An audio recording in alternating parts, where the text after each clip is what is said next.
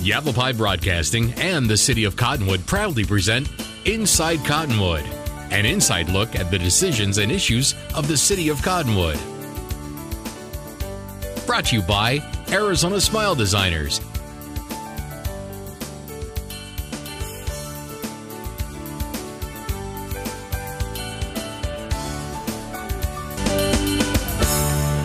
Welcome to Inside Cottonwood. I'm Mayor Diane Jones, your host, and today we're talking with John Rasmussen from the Yavapai County Water Advisory Committee. Welcome, John. Thank you, Mayor Jones. Happy to have you here today, and I asked you to be on the show to kind of learn a little bit more about the Yavapai County Water Advisory Committee. And I've served on that, I don't know, 8-10 years, somewhere in that time frame. I've been on that committee a long time. So let's talk a little bit about you. Tell us a little bit about your background and how you came to be employed as the coordinator for the WAC, as we call it. Right, the WAC, yes, the wackos. Yeah, no, my background's in geology and geophysics, and I've been a consultant in the private consulting field as well as a hydrologist for the Klamath project out in Oregon, which has a lot of controversy around water rights and flows and biology and things like that as well. And I like working for the committee because I support the process that the committee is doing. It's a process of communication and collaboration towards water resource management. Coordination, all the C's. Right, all the right. So some of the communities, the members are the Prescott. We have Yavapai County cities and towns, essentially, are members. Right, right. The Water Advisory Committee is made up of 15 representatives who represent the incorporated cities and towns, as well as the 3, soon to be 5 supervisor districts, the two tribes, and the Arizona Department of Water Resources also has a representative on the Okay, the so yeah. And in the 10 years that we've been, looking at water issues, just kind of share where you think we've come in that length of time from when we started to where we're at now. Yeah, they've come a long way. I've been on the committee with the committee for about 6 years now. The committee's mission is about communication, and it's about responsible management of the resources in light of all the things people care about, like economic viability as well as environmental concerns, which are big around here. The Verde River. The river flow. And so over the period of time that WAC's been working, they've done I think a commendable job on pooling their financial resources in order to get studies done. One of the things they've done is is a lot of work towards understanding the resource, what we have. And at the beginning, I think folks realized that we're talking about this resource and we don't really understand what we have. We don't have any information about it. Yeah, we have ideas and intuition, but in terms of, where the water is, how much is there, data records. The WAC has committed a lot of funds towards long-term data collection. Right. So right now we're working on a study. I don't know if we need to jump into this one, but it's kind of our latest study, and it's we call it the Sciworms study and Sciworms, and we're going to use the term Sciworms while we're talking today because what Sciworms means is way too long to say over and over, but it actually stands for Central Yavapai Highlands Water Resource Management Study. Did I get it right? You did, okay. Yes, Sciworms, right. It's an appraisal level study, so sometimes we call, you'll hear about it, as you know, the appraisal study. Right. And it's a study that I think is I don't know if monumental is the right word, but it's an important milestone for the WAC to embark on a study such as Sciworms, and it's involving input from not just the WAC membership, but all kinds of folks and entities, and anybody who wants to be involved with it, can contact me to get on the mailing list and things like that. But it's a study that's asking really 3 questions. and it's divided into phases. It's a methodical study to answer these questions. And one of the questions is, are there unmet demands, unmet water resource demands in the future? We're looking 50 years into the future at this point for this study. And if so, where are those demands and how much are they? So that's the first question. Are there unmet demands? And the second question is, are there any alternatives to meet those demands in the future? And so that involves inventorying what resources we think we have, where they are, and then trying to line those resources up to the areas that need the water around the communities that we're looking at, which is largely the Big Chino Basin, the Little Chino Prescott area, and the Verde Valley. It's not completely the county-wide.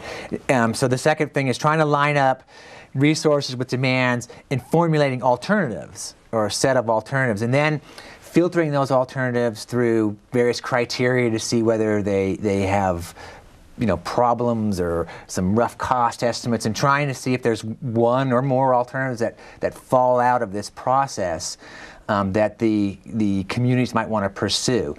And in that, the third question and basic question is there a federal interest? And this project, Sideworms, is with the Bureau of Reclamation, the U.S. Bureau of Reclamation, and the Arizona Department of Resources are all partners in this study, and it's a Bureau of Reclamation process that is gone through. It's methodical, and it is for the community. So it's not a reclamation study as much as it's a study for the WAC and the communities.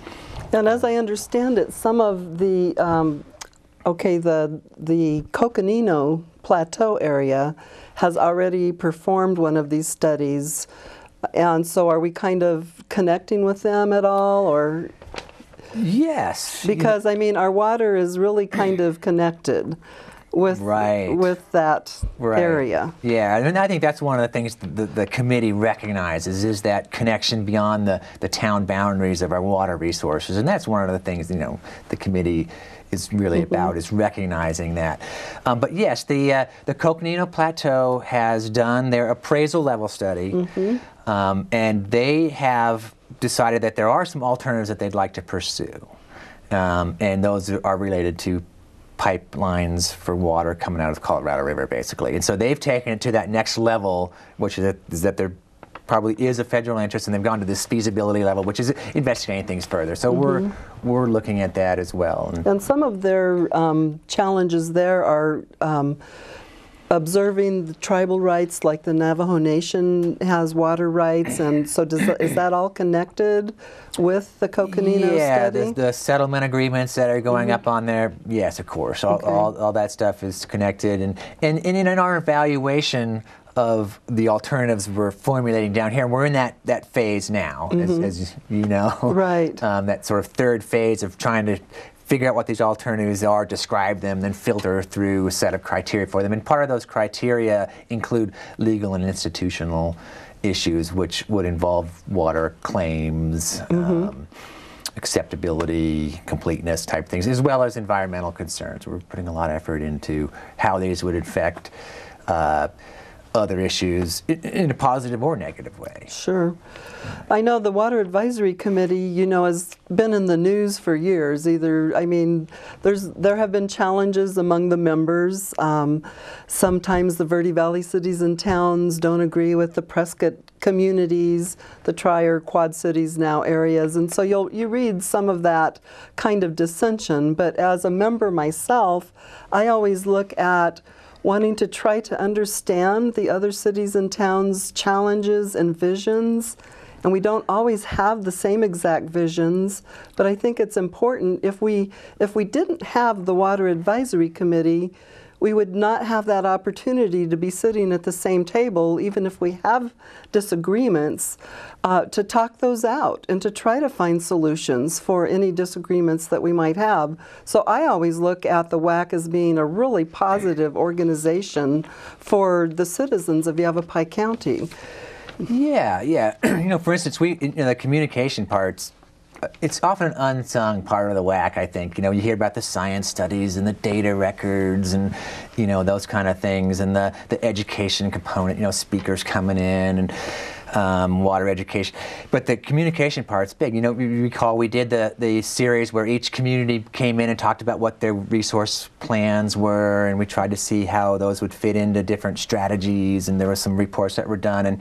And someone once said to me early on when I got here that this water resource management stuff with this group of people that are sometimes on the same side, sometimes on different sides, is as much managing relationships as it is the resource. Exactly. And I know sometimes you're kind of in the hot seat being our coordinator, and you're kind of like, well, everybody's sort of pulling you in different ways, but somehow you find a way to you have so much diplomacy, John, and you're able to kind of pull us back into moving in the same direction again with your talents and skills. So I think one of the things that the committee expects of me is to be objective and neutral and try and present things in that fashion. And we didn't mention earlier that the committee has the technical arm as well. Exactly. And sometimes I feel like as the role as the coordinator between those 7, I guess, technical members and the committee, I'm sort of helping to bridge the gap between that sort of scientific look at the information and then the needs that the policy. So we have the policymakers and the scientists really. But right now it's time for a break. So when we get back, let's talk a little bit more about the Technical Advisory Committee. Okay, great. Thanks. Meet the team at Arizona Smile Designers, offering complete, comprehensive, restorative, and aesthetic dentistry. Dr. Vergara and Dr. Lord specialize in dental health, implants, and cosmetic dental procedures. Expert staff and state-of-the-art equipment bring forth the most from your smile. Dr. Ripplinger conveniently comes to Arizona Smile Designers for oral surgery and complicated procedures. Visit Arizona Smile Designers at 350 South Willard in Cottonwood. Insurance and new patients are welcome. Call 634-8610. Welcome back to Inside Cottonwood. I'm Mayor Diane Jones, your host, and again we're here today with John Rasmussen of the Yavapai County Water Advisory Committee. So before we broke for the break, we were talking about the Technical Advisory Committee, and so let's talk a little bit more about that. They're really a group of people that. So I'm a policymaker, but I need someone that has all of the knowledge, the education, the background, and the technological stuff about water, the science about water. So explain what the TAC does. Yeah, okay. Yeah, the TAC has a couple of rules. And the TAC members are members, some of them work for some of the community, some of them are members of the communities, and they have resumes which include science expertise in forms that are related to hydrology at some level, and they have this role of helping with administrative tasks of the committee, such as we have budgets, issues to work about, prioritizing potential projects and things like that, and so there's sort of that side of preparing things to bring to the committee for decisions about the budget issues and various things like that. And then there's also a side of the TAC that the committee asks them to do things like write summary papers of scientific documents that come out, or talk about why is it important for us to do certain types of measurements up on the watershed. How is that data going to play into the things that the committee wants, which is largely, ways, tools, information that they can use to build confidence in decisions that they may have to make about management of these resources. And we've heard a lot of talk about confidence lately, and the role of the United States Geological Survey model that we just recently completed. And there's just been a little bit of talk among the members about where to go from here, and confidence is a big word right now. Right, yeah. And that's been in some of the papers. There's been several stories over the last few months on another large, acronym, the Northern Arizona Regional Groundwater Flow Model, which was a process that was begun many years ago in terms of collecting data to create this large-scale, basically computer model that models the way groundwater flows under the ground. And we can look at effects of things with this model. And right now we're in a process of reviewing that. They've come out with their model. There's a model report. I can, that's online. We can get that to folks if they, want to hook up with that. Sure. Anybody that would like that report can contact John. Right, or any of this kind of stuff with the WAC to get on the WAC mailing list. Exactly. If you want to be on, if you want to get the information about the Water Advisory Committee, you can contact John and get on his list. We have an extensive WAC citizens mailing list. But the model. Your question, we're in this process where we're trying to decide how to use the model as a tool. And there's various levels of confidence. There's some concerns that have been raised about different aspects of the model, how they put it together, whether it's working the way that it was intended to work. And I think the model was intended to do several things. The model was intended to test our conceptual understanding. Before they actually created this final computer model, which isn't really the final model, we developed conceptual models, and before that we collected lots of data, and we're still collecting data. So there's this model helped us to understand, how well we thought we understood the world. The model also helps us define what other areas of data are important to get. And the model is also, what we're trying to get with these models is a predictive tool of some kind. Right, so we want to predict, I know we've done a lot of population studies about what will our population be in Yavapai County in 50 years, and how will we have the water supplies to meet that, as well as being able to keep the Verde River flowing. So that's something that we're looking at, but it's really, as I understand it, the Coconino Plateau didn't even do an environmental component.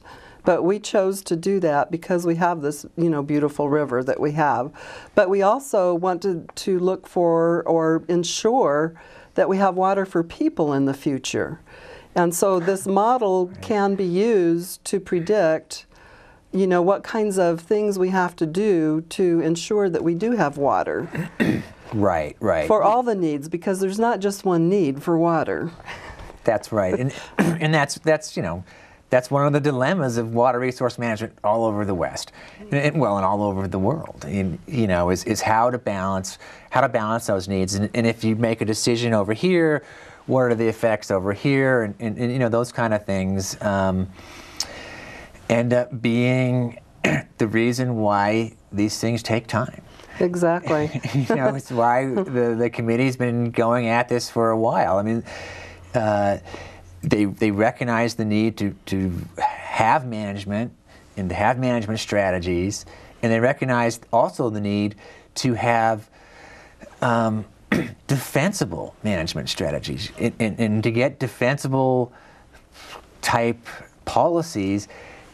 We need basically observable data type things, and that are supporting those types of. And the model's it has a lot of geology in it, doesn't it?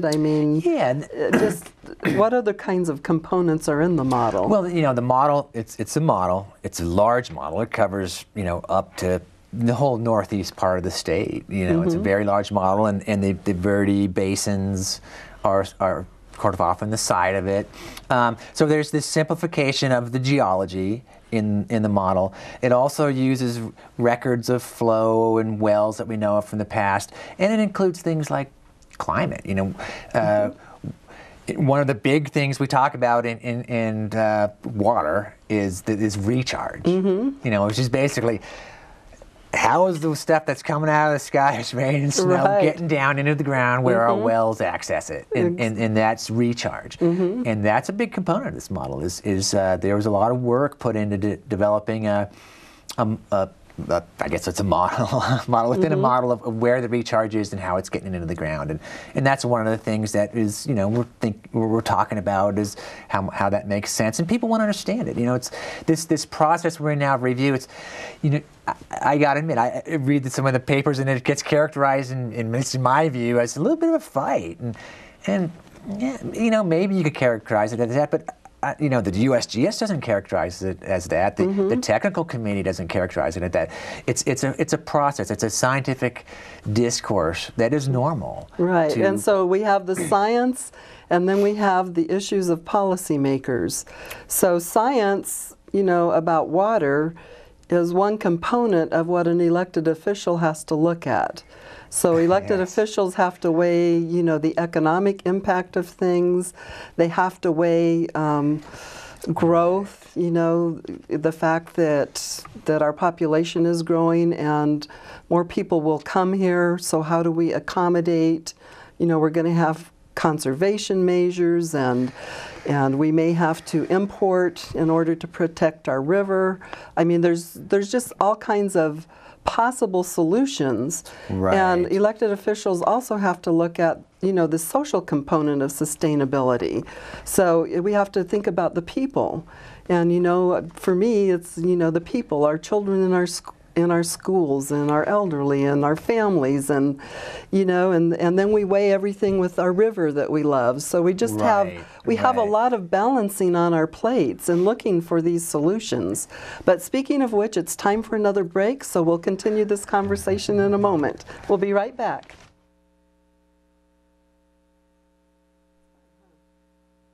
Meet the team at Arizona Smile Designers, offering complete, comprehensive, restorative, and aesthetic dentistry.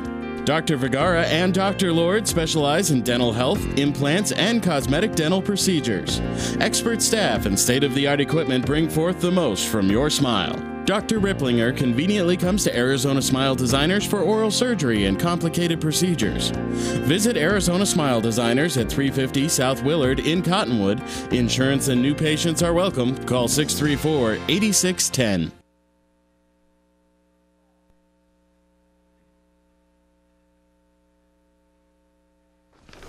Welcome back to Inside Cottonwood. I'm Diane Jones, your host, and of course we have with us John Rasmussen from the Yavapai County Water Advisory Committee. So we were just talking about the model, and so the next question would be, where are we going from here? Yes, and that is a good question. But we know where we're going. We are continuing this process of review, and in fact we have a meeting coming up soon that we'll be looking at trying to prioritize a list of things that we can do to address that confidence issue, but also utilize what we have.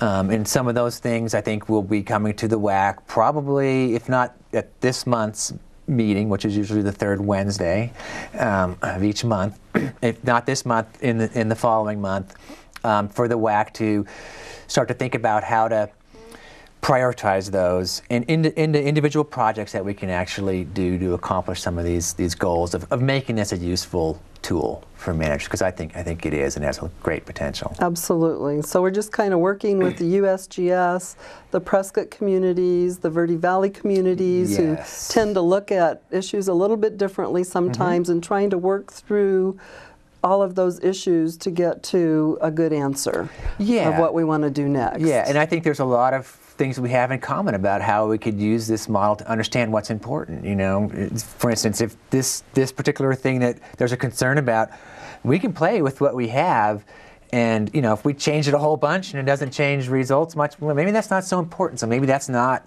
a thing to have at the top of our priority list in the future. Whereas something else that makes a big difference, we might want to know better. So yeah, I know that a few elected officials, and I didn't share that I am the co-chair of the WAC this year, along with Laura Lee Nye, who's a council member in Prescott Valley. But I think some of the elected officials are a little bit concerned about information that comes out of the model that might might be used by some to say, well, this is so, when in fact a model is kind of adaptive, and so that maybe some will look at it in a way that will not be appropriate, and so it's the confidence thing again. Yeah, and actually that's a fine segue into education. All right, let's talk about education next. Because really part of the task of using any of this type of information or reports is understanding what it is and what it isn't. Mm-hmm. And the WAC spends some of its time trying to educate itself and others as well as on these types of issues. How can you use these tools? What can you see, which is important to look at. Just because there are things you can't see, there are some things you can see, but just because sometimes extrapolating those into conclusions might not be necessarily valid extrapolations. So yeah, that's one of the things we're working on a lot, is that education component. So we do work with the elected officials, and we're supposed to take back to our own city councils information. Yes. John is available to come to our councils and our public to talk about issues. So if you ever need John to speak at one of your organizations, I'm sure he'd be glad to fit that into his schedule. Yes, indeed. I know that some of the stuff we do are like we work with Odessa Car with the extension service, and we do a lot of little programs or big programs. We have 400 and 500 kids sometimes.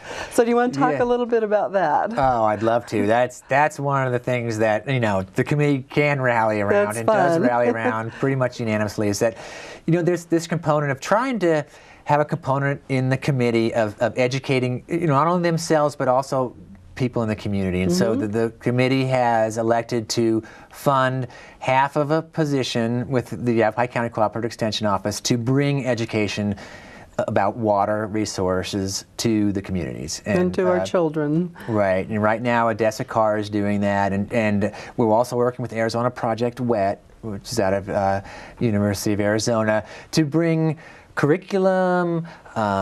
We have little models kids can play with. We do the Water Festival, which many of your listeners probably have heard of, or maybe even some of them were involved. And it's a great volunteer opportunity. And it's a blast. I've taught at that as well.